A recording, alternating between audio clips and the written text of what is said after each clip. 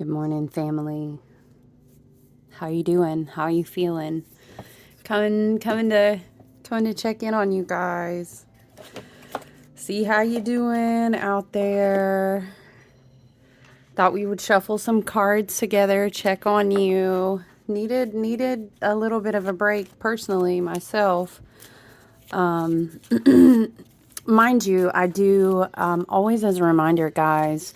I think most people right now, sorry, let me tend to got myrrh resins going. This morning I had some frankincense as well. Frankincense and myrrh, as a side note, read about them and their detox, cleansing, energetic, all that, man, there's a reason they were burned in the temples, but frankincense, myrrh is excellent. If you can't do, if you don't have time to do this, or you can't, or if you're in a place, whatever the case, I'm going to be making an oil blend coming up. It's one of my older recipes, but it's called prayers. And, there's no religious connotation.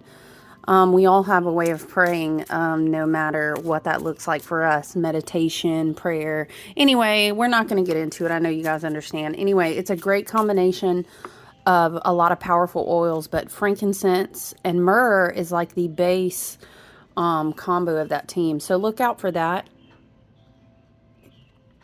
Energetically is going to be a great support for you guys. Oh man, so we've closed the portal of the eclipse, and we are we're reflecting. We're on the ends of Scorpio season, and some might say, "Woo!" Let it out a sigh of relief. Are you cheering? I feel that. We had our total lunar eclipse, our full moon in Taurus, and I think it was great to continue to wrap up, release, and letting go, and kind of regrounding. Taurus is a huge energy of embodiment, and regrounding, like re-embodying what we've learned about ourselves, the cyclical lessons that we've really been moving through since the entire year. Absolutely, the entire year, since we had a retrograde season going on, kind of like the end of January time frame. I think it was pre-full moon, was it, in Aquarius? But we kind of went through very interesting energetic cycles, and then it's like we hit time warps in the summer. And then Saturn was retrograde in Aquarius, so we had a lot of karmic cyclical completion. We had a lot of soul lessons kind of coming to the pinnacle of their fruition. No, that does not mean, yay, so what you're saying is, I've arrived, I have no more soul lessons. No, I'm so sorry, If you're on a path and a journey of growth, your entire lifetime, you're going to go through cyclical journeys of death and reacclimating parts of your soul and all the good things, right? And everything will always be your teacher. So we celebrate that. We're not victim to that. So now, I think what's beautiful to focus on right now, and please take this as an energy of encouragement, is that we are... is it today? No, today's the 15th, so this will begin tomorrow, but this will be like AM hours, right? So we'll be asleep.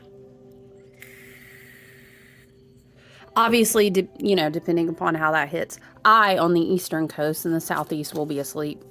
I mean, I hope I will. It's been so I don't know about any of you guys, but I don't know if you struggled with your sleeping patterns during this eclipse portal and the dreams and everything, but we're still in the outskirts, the ends of Scorpio season. That's a depth of an intensity of a water sign, and it's good for us. Please journal your dreams if you have a chance.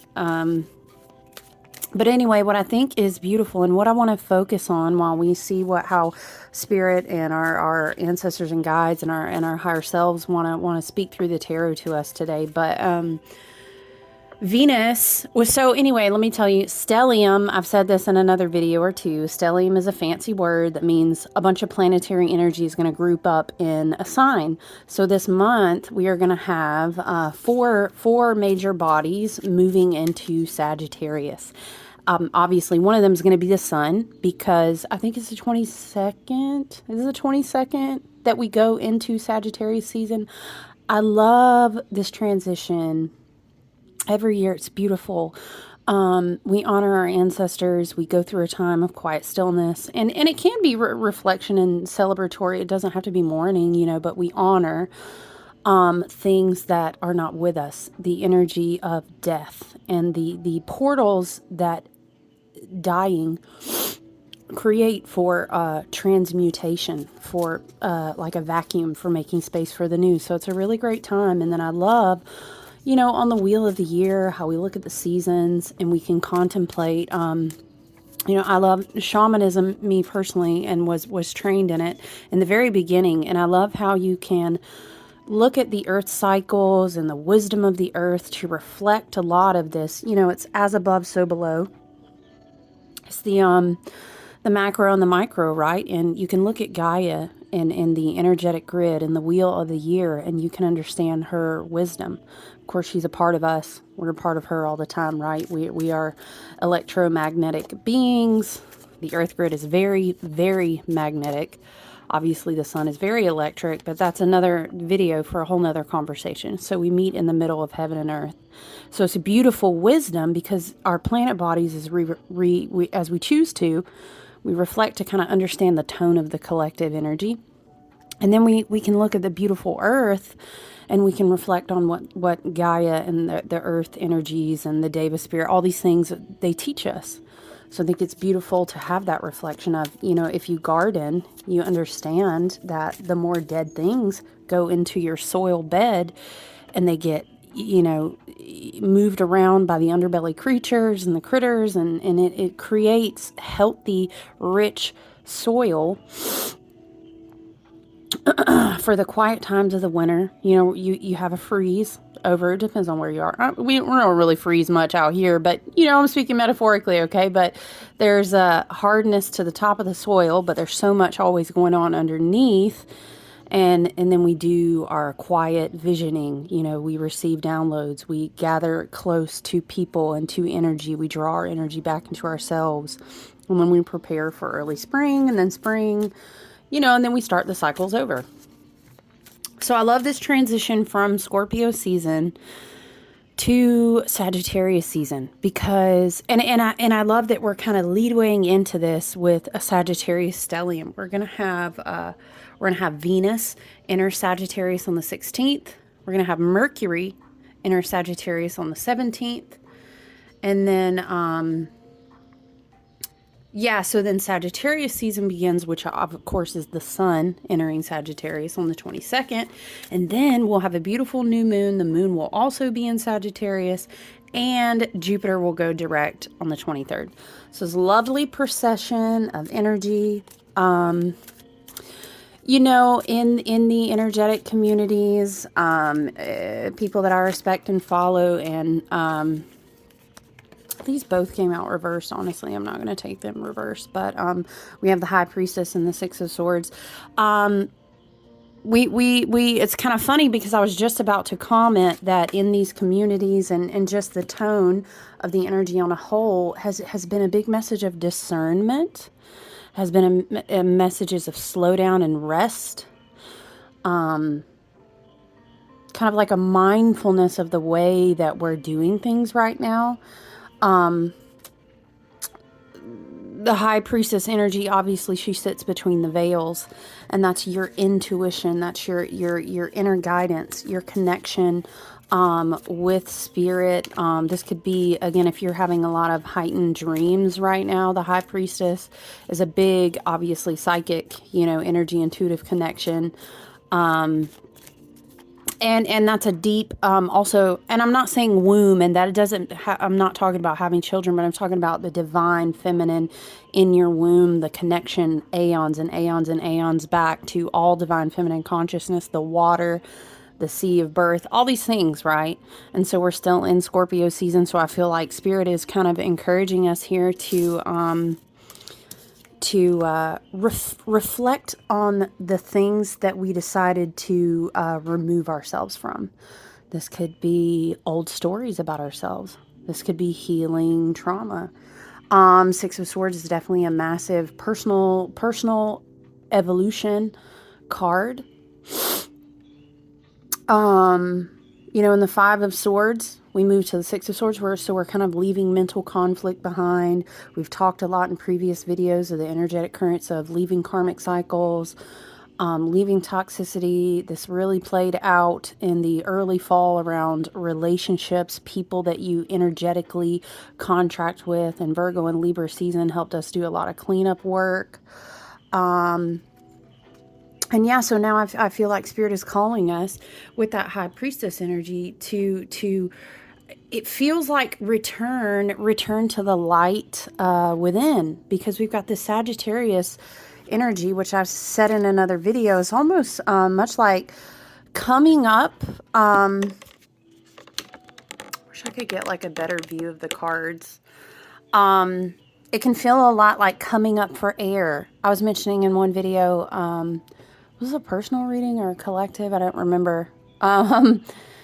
I was talking about in one video being in the belly of the ocean, and it was like a vision of Artemis or you know, the huntress, Diana Artemis, however you see that. Because Sagittarius is that archer of truth, right? And it was like someone diving down to say it was time to come up for air. And then all these planets sequentially getting into this Sagittarius energy, I think is going to give us a lot of relief. And you think of fire, Sagittarius, of course, being a mutable fire sign, but you think of fire, mutable is able to move and flow. It's going to flow us back up through these deep waters. To come up for air, we're transmuting. That's helping us kind of burn off what we need to as we come back up out of this deep, intense underbelly. You know, we've been in this eclipse portal.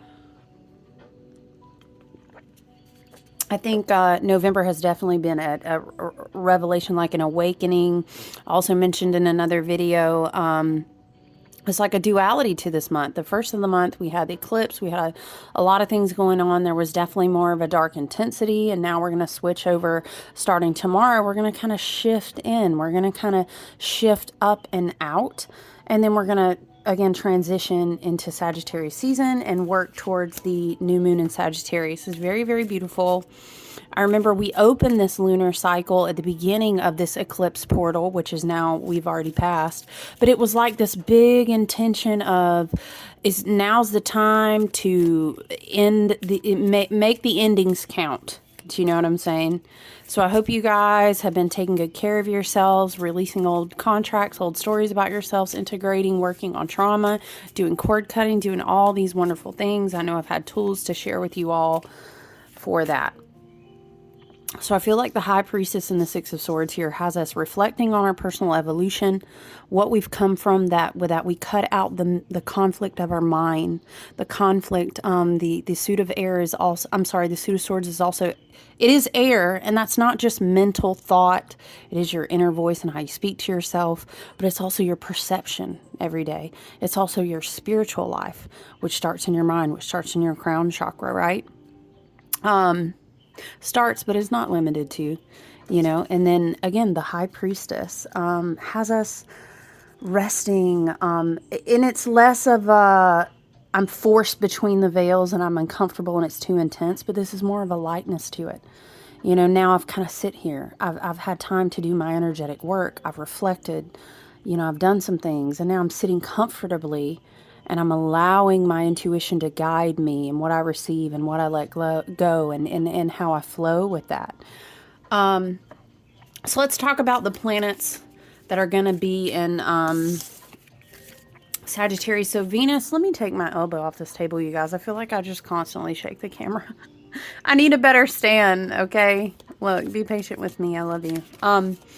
Venus in Sagittarius is definitely, we had Venus doing an opposition with Uranus during this eclipse portal. So we had a lot of unexpected shifts. We had, we were continuing to feel the pressure. A side note, you know, Venus, it is goddess of love and beauty, and Venus is definitely about pleasure, and but at the root of all those things is how do we experience pleasure? It starts in the self. How do we experience beauty? That all starts in the self. So at its core, Venus is really about self-worth. It's about intimacy with self, and then how that then starts to reflect out of what you see as beautiful. How do you see yourself? How do you allow yourself to be happy, to experience joy and pleasure? How do you see the beauty in the things and the people around you? You know what I'm saying? So I think Venus moving into Sagittarius is going to feel super, super free. And that's my hope for you. I encourage you to look at your chart. You can look at where Sagittarius is in your natal chart. You can also look at where Venus is in your natal chart.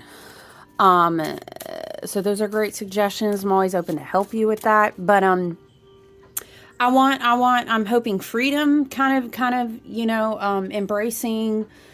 You know what? I've invested a lot of shit, you know, in the fall in my personal growth, and now I feel free. I hope that Venus moving from that opposition with Uranus into Sagittarius is going to kind of open up the freedom to let new things come in, new teachings, new people that inspire you, new friend community circles, new, choosing to surround yourself with new connections that anchor in, you know, because again, the universe is a vacuum. When we do all of this work to let go of all this toxicity and to let go and release relationships out of our life and old stories about ourselves we held in our mind and our worth, so we have a void, the universe wants to come back in and refill that void with something new.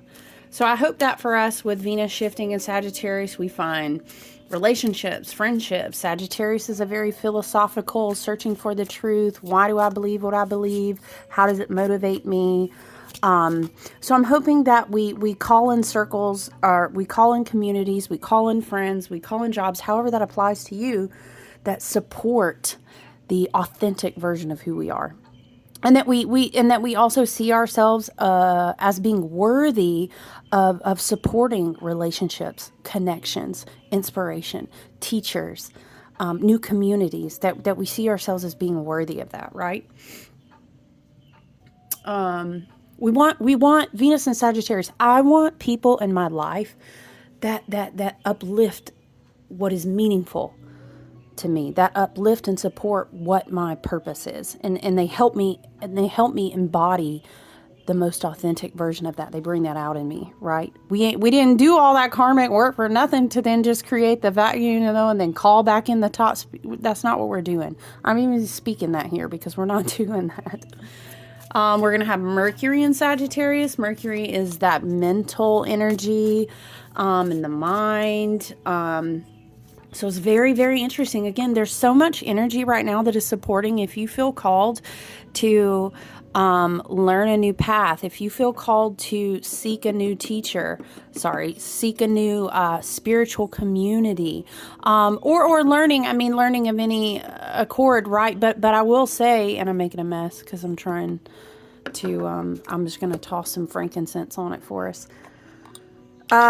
You know, Sagittarius energy is very philosophical and truth-seeking. So, these are the type of energies. Maybe you're going to do a new course of study. Maybe you are trying to, when the student is ready, the teacher will come. You can be your own teacher as well. Some will say when the student is ready, they realize they didn't need a teacher. So take that as you will. This is a great time. Mercury in Sagittarius, Venus in Sagittarius is going to be a great time. You know, because again, that's that philosophical energy, and Mercury is the mental sign. So saying, I want to look at my reality in a different way. I want to experience my thought life and what drives, you know, my inspiration, my beliefs, my passions. And we may find ourselves needing new friends, needing new teachers, needing new community, to support that. So Mercury in Sagittarius is definitely, It's interesting too because we have the High Priestess come out. Mercury and Sagittarius can be very intuitive, very insightful. Again, what I was talking about, the word discernment. Mercury and Sagittarius would be highly discerning, highly intuitive.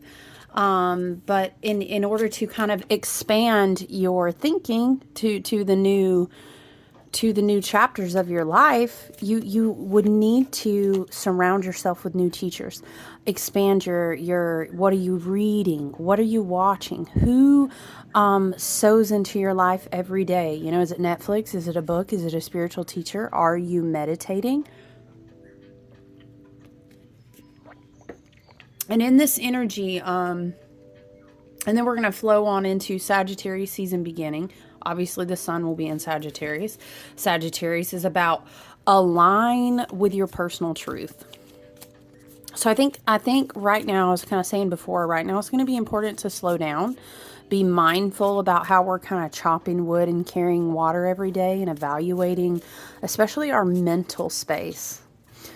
I think routines that support our spiritual work are going to be massively important. And they're really going to set the tone for, as we've created this new space that is now empty, that is now cleansed, it's energetically kind of primed, it's ready to receive.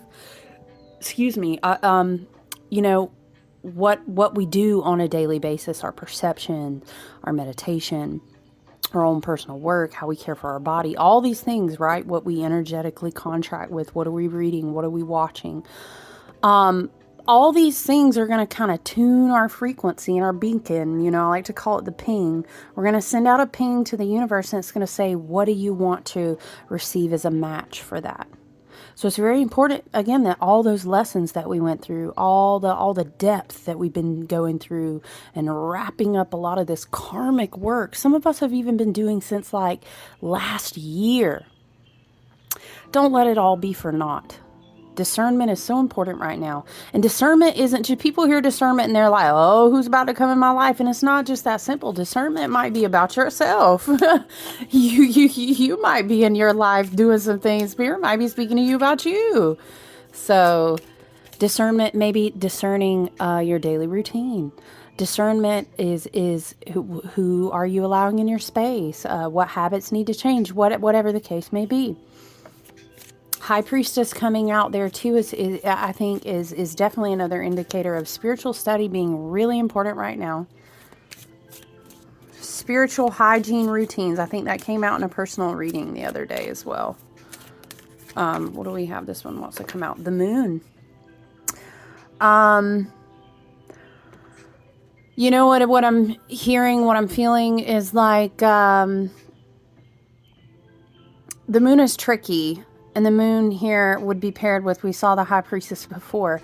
I think the moon is a reminder from our spirit and our guides of saying, hey, listen, fears and disillusionment. Again, it's going to be important to use discernment because we can trick ourselves by falling back into a fear-based mindset. And we don't want our fears to guide us. Right now, we have such a massive, bright, powerful energy shift if we can remain flexible. If we can slow down a little bit, recenter our alignment, so that we don't let our fears, once again, stump us from having a massive opportunity to grow in our beliefs, become very inspired, feeling very renewed, There's a lot of expansive energy available to us at the end of November, and I just think the moon wants us to practice discernment. The moon wants us to steer clear of a fear-based mindset. The moon, again, is another divine feminine energy card, the depth of the intuition, much like the High Priestess, connecting to your spirit guides, connecting to your dream work, connecting to meditation. These are all massively important tools. I think our higher selves, am I shuffling the deck upside down, you guys? Oh my gosh. Sometimes I worry over myself. The Knight of Cups, intuitively, I just want to say that it feels like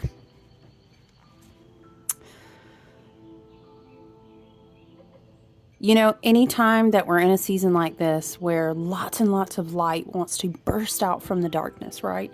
Because then after, of course, the sun goes into Sagittarius, we're then going to have a new moon in Sagittarius.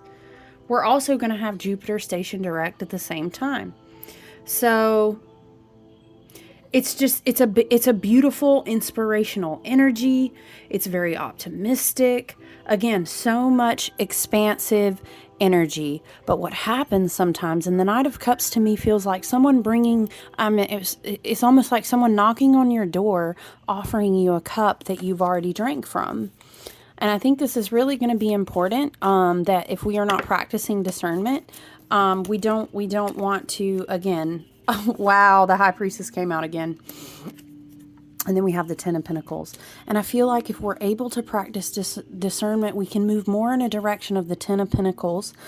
Cyclical completion, I feel like this is saying like we've really harvested a lot of reward. And I'm not just talking about money. I'm talking about energetic evolution from being able to sit in this lunar eclipse portal in the way that we have, because I know it's been intense. I mean, it has not been easy, for sure. We've been able to harvest, and I think this is our spirit guides, our ancestors, our higher self. I'm just lighting some rosemary here, you guys. It's telling us, we're going to be able to build a really strong new foundation off all the hard work that we have done. I also feel like in this being in the month and the season of the ancestors and honoring the ones that went before us, and, you know, not just recently, but lineages ago, you know, aeons ago, once again. Y'all had to smudge this Knight of Cups out of here. No, sir, get out.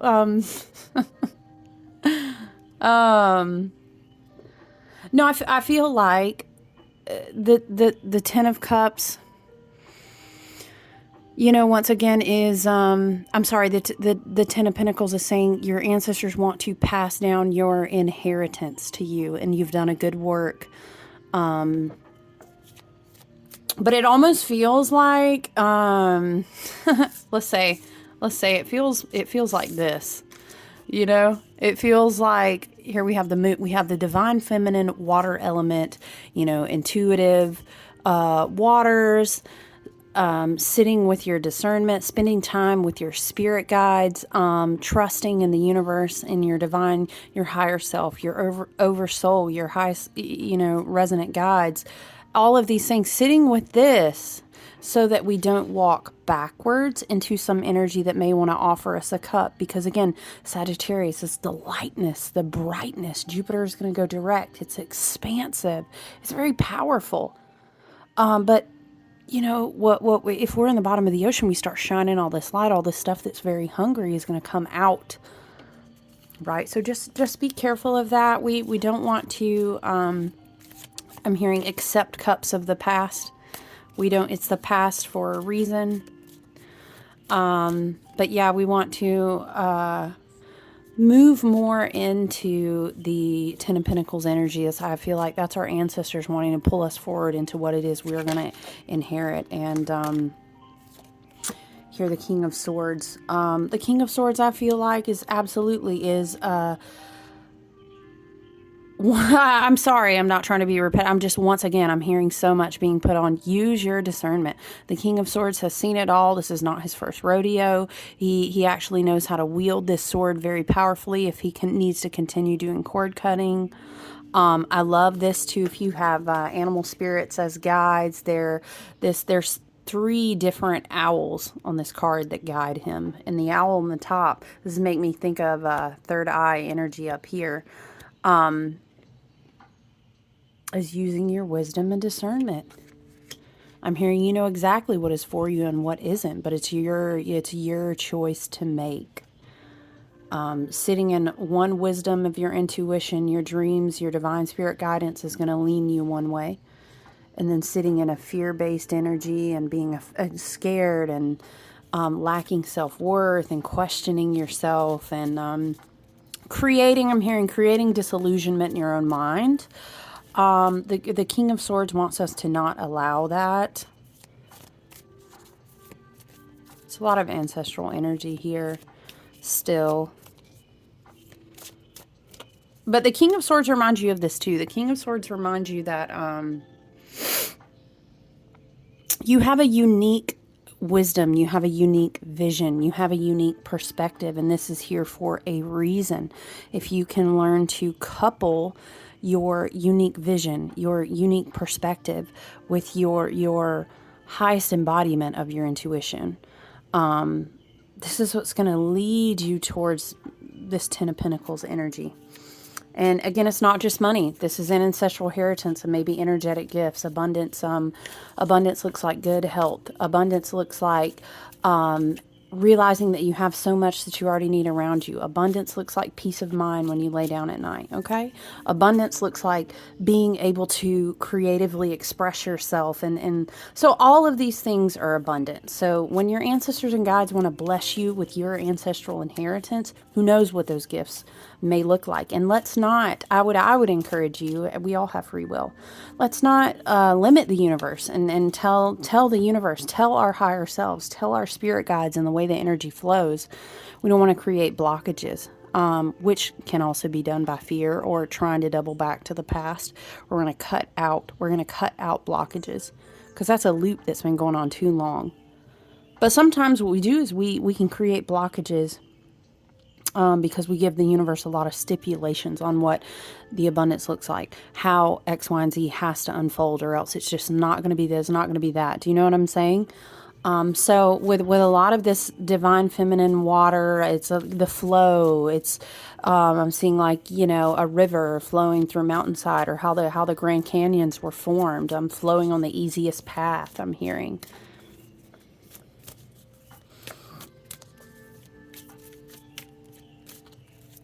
Let's see, are there any other cards as messages that want to come out? And then we'll read an oracle card. Let's see. I'm just going to take the one on the bottom. And we have Three of Cups. So immediately as soon as I look at the card, it feels twofold.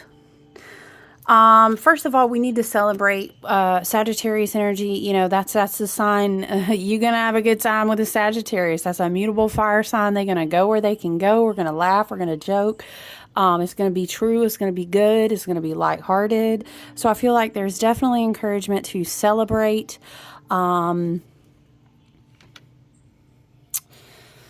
I definitely immediately also think about the holiday season here, a lot of celebration with family, and then I'm drawn back to this Knight of Cups as the other cup card. Just being careful about letting, as we experience this big, I want to say like glow up, you know what I mean? Not letting family members and places that we go to celebrate. First of all, with the King of Swords in between these two, don't go there if it is going to throw you off alignment. You don't have to. You don't have to. And if you're telling me, yes, I do, you don't understand. No, you need to sit with yourself and understand why you're not practicing energetic boundaries and why you accept toxicity, even if it is a family member. You need to get with your moon card and think that through and let the King of Swords work on your behalf, because we need some boundaries. You don't have to go. You don't have to go there. When I'm hearing celebration and joy and laughter, genuinely, please. I've had celebration years where I've done the friends gatherings instead of the other gatherings because I knew it was better for my energy. And if you have toxic family members, you understand exactly what that's like. So celebrate, love on yourself. This can also be, again, we've been talking about Venus moving into Sagittarius and building a new community of like-minded people around you. Maybe you can branch out and go celebrate with some of them in this season instead of doing the thing that you think you always have to and then drawing yourself back into a karmic loop of toxic things that take you out of the alignment. I mean, we've been drowning in Scorpio season in a lunar eclipse portal already. I mean, in an eclipse portal already. Let's not go back in. Let's not get pulled up and then just dive right back in and be like, give me some more. Let's not. We deserve better than that, right? Venus and Sagittarius, Mercury and Sagittarius. We're looking for people that expand our minds, that support the truest, highest evolving parts of who we are, and they bring that out of us. You deserve that. I deserve that. I'm telling you because I have to tell myself the same thing. So, yeah, just we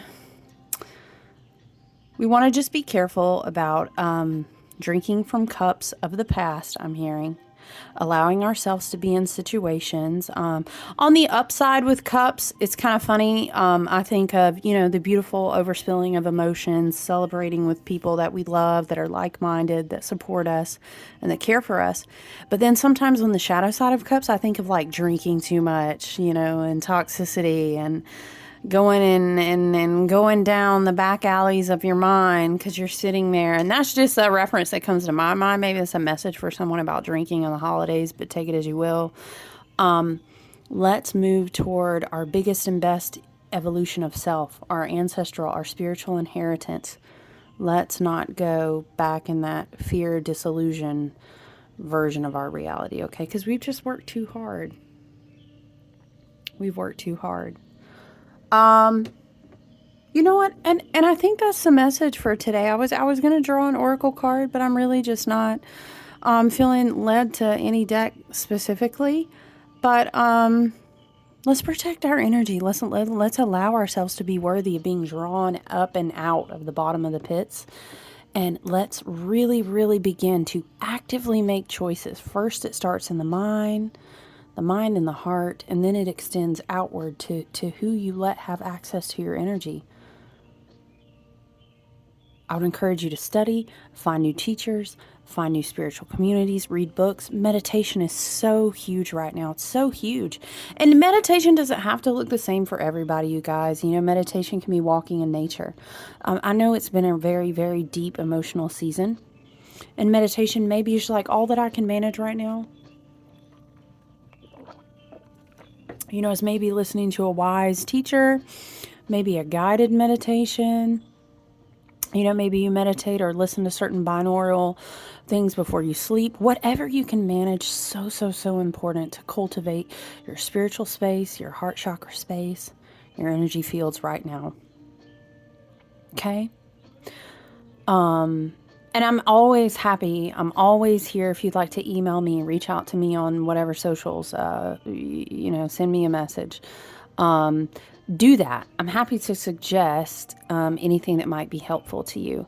Always, of course, check out Instagram, check out the Facebook business page, and I'll be sharing tools that I'm making and things that are available to help you right now, support you in the energy on the micro and in the macro. I love you. I hope you enjoy the rest of your week, and I hope you feel a little bit more of a lightness of spirit as we start shifting into this beautiful Sagittarius energy. I'll speak to you guys soon, okay?